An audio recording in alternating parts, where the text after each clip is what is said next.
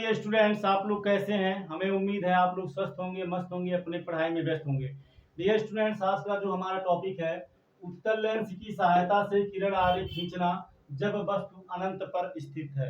तो अभी तक हमने आपको दर्पण की सहायता से किरण आरेख खींचना बताया। अब हम सीखेंगे कि लेंस की सहायता से, अब लेंस भी की सहायता से कैसे हम किरण आरेख खींच सकते हैं। तो हम यहाँ उत्तल लेंस की सहायता से पहले आपको किरण आरेख खींचना बताएंगे। तो इसके लिए सबसे पहले आपको क्या करना है, दिए हुए लंबाई में रेखाखंड खींच लेना है। या आप सबसे पहले क्या करिए, एक सीधी इस तरह से एक रेखाखंड खींच लीजिए।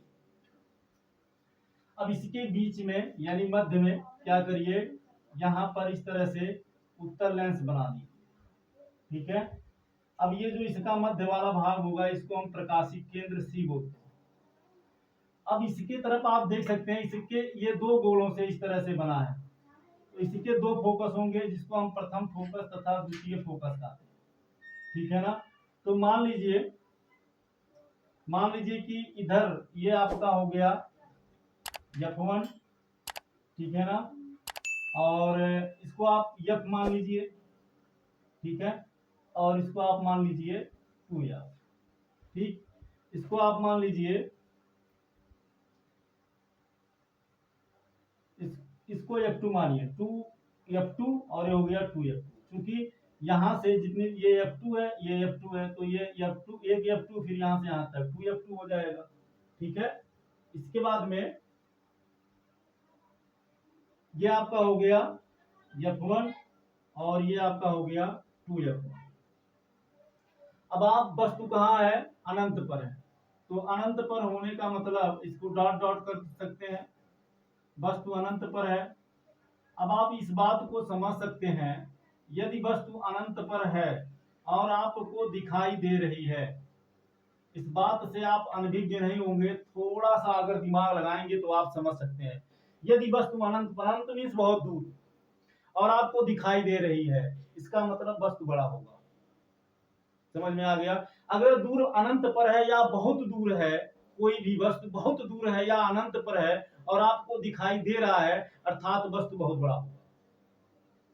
तो अब उतना बड़ा तो लेंस संभव नहीं है, तो इसका मतलब लेंस उतना बड़ा कहाँ लेंस हम ले सकते हैं, अनंत की वस्तु को के बराबर जो हमें दिखाई दे रही है। तो ये मान लीजिए आपका लेंस है। अगर इस पे प्रकाश की किरण पड़ेगी तो आप समझ सकते हैं ढेर सारी किरणें कुछ इधर बिखरेंगी, कुछ इधर, कुछ इधर, कुछ इधर, कुछ इधर। लेकिन कुछ किरण ऐसी होगी जो यहाँ पर पड़ेगी और पड़ने के बाद में कहाँ से जाएगी, कुछ किरण ऐसी होगी जो आपका फोकस से आएगा। ठीक है ना। कुछ किरणें ऐसी पड़ेंगी जो फोकस से आएंगी। ठीक है ना। कहां से आएंगी, फोकस से। तो जो किरणें फोकस से आएंगी, ठीक है ना, वो अपवर्तन के पश्चात कहां जाएंगी, मुख्य अक्ष के समांतर हो जाएंगी इस तरह से। तो ये हो जाएगा मुख्य अक्ष के समांतर, पैरेलल हो जाएगा, यही ना। अपवर्तन के पश्चात मुख्य अक्ष के क्या हो जाएगा, समांतर। अच्छा, अब कुछ किरणें ऐसी भी होंगी जो प्रकाशिक केंद्र से जाएंगी। तो जो किरणें प्रकाशिक केंद्र से जाएंगी, वो किरणें सीधे क्या होंगी, निकल जाएंगी। वो किरणें सीधे क्या होंगी, निकल जाएंगी। अब आप देख सकते हैं इस तरह से। ठीक है ना। जो किरणें प्रकाशिक केंद्र से आएंगी वो सीधे क्या होंगी, इस तरह से निकल जाएंगी। एक मिनट, हम तो चूंकि प्रकाशिक केंद्र क्या होता है, लेंस का वह भाग होता है जहां से प्रकाश की किरणें बिना विचलित हुए क्या होती हैं, सीधे निकल जाती है। तो ये दोनों किरणें जब आएंगी, निकल जाएंगी, तो आप देख सकते हैं यहाँ पर ये एक दूसरे को प्रतिच्छेद कर रही हैं। तो वस्तु का प्रतिबिंब आपका यहीं पर बनेगा। अब चूंकि दोनों किरणें वास्तव में यहाँ पर प्रतिच्छेद कर रही हैं, इसलिए इस वस्तु का प्रतिबिंब यहाँ पर वास्तविक बनेगा। और ये दोनों किरणें कहाँ से आ रही हैं, ओ डैश से, तो इसलिए ओ डैश का इमेज यहाँ नीचे आई डैश, तो और ओ का कहाँ बन जाएगा, ऊपर आई। तो इस तरह से आप समझ सकते हैं ये इसका प्रतिबिंब बनेगा। आभा कैसा बनेगा, वास्तव में मिल रही हैं तो वास्तविक उल्टा व वस्तु से छोटा बनेगा।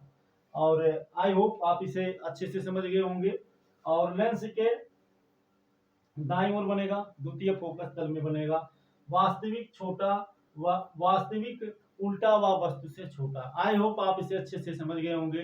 डियर स्टूडेंट्स, वीडियो आपको कैसा लगा जरूर कमेंट करके बताइएगा। फिर मिलेंगे नेक्स्ट क्लास में नेक्स्ट टॉपिक के साथ। Thank you so much. जय हिंद।